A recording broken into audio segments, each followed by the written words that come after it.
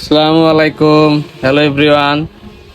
এই ফোনটা কোথাও হয়তো দেখানো হয়েছিল, সবগুলা একটা একটা করে আলাদা করা। তো আমি ফোনের নাটগুলা খুলে নিলাম, মাত্র 4টা নাট পাইছি। অনেক টেকনিশিয়ান ভাইরা অনেক সময় খুলে দেখেন, না হলে দিয়ে দেন। ফোনটা তেমন ঘাটা পাচ্ছি না আমি, মনে হয় না কোনো ঘাটা। এই ক্যামেরাটা, ফোন ক্যামেরাটা সিরা পাইলাম, ফোন ক্যামেরাটা সিরা।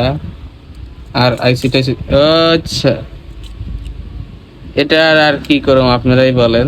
এটা মনে হয় না আর হবে, যে কন্ডিশন আইসি টাইসি সব ঘাটা। রমজান মাসে এমনি কাজ কাম নাই, তো আমি কাস্টমারকে ফোন দিলাম যে দেন এই ফোনটা, যে কন্ডিশন এটা অনেকটাই খারাপ। যেমন আমি পাওয়ার সাপ্লাই রিডিং দেখলাম 0.6 মিলি এম্পিয়ার ট্রানজাকশন হয়। যখন পাওয়ার ট্রিগারটা ছেড়ে দেয় তখন জিরো হয়ে যায়। এটা হয়তো সিপিইউর বল ড্রাই হয়ে গেছে, সিপিইউ এমএমসি রিবোলিং করা লাগবে, আবার লাইটিং সেকশনেরও কাজ করতে হবে।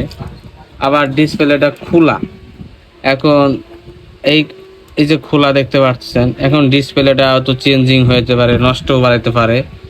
তো আমি কাস্টমারকে বললাম যে যদি আপনার ডিসপ্লে না লাগে আপনার, আমি আবার ক্যামেরাটাও নষ্ট রাখেন সেরা। আমি 3,000 টাকা চেয়েছি কাস্টমারের কাছে। 3,000 টাকা চাওয়ার পরে কাস্টমার বললো যে ভাই ফোন টাকা ঠিক করার দরকার নেই, আপনি রেখে দেন, আমি নতুন একটা কিনে নেই। তো যাই হোক, এই ফোনটা যদি ফার্স্ট টাইম আসতো, আমার মনে হয় এটা লাইটিং সমস্যা ছিল, কারণ এটার বেসিক্যালি প্রবলেমই হয় লাইটিংয়ের। যারা কাজটা রিসিভ করছেন এখন আল্লাহ পাক ভালো জানেন, আর যার ফোন সে ভালো জানেন। তো আমার কাছে নিয়ে আসে, আমি দেখি এই অবস্থা। তো এখন বিল আমি 3,000 বলাতে কাজটা করাইলো না। তো আমার কাছে খুব খারাপ লাগলো, এমনি কাজ কাম নেই।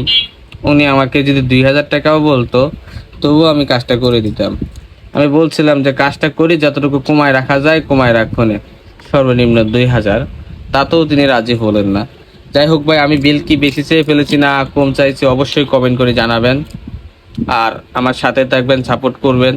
ইনশাল্লাহ আমি নতুন দোকান নিলে আরো বড় বড় ভালো ভালো কাজ নিয়ে আসবো আপনাদের কাছে।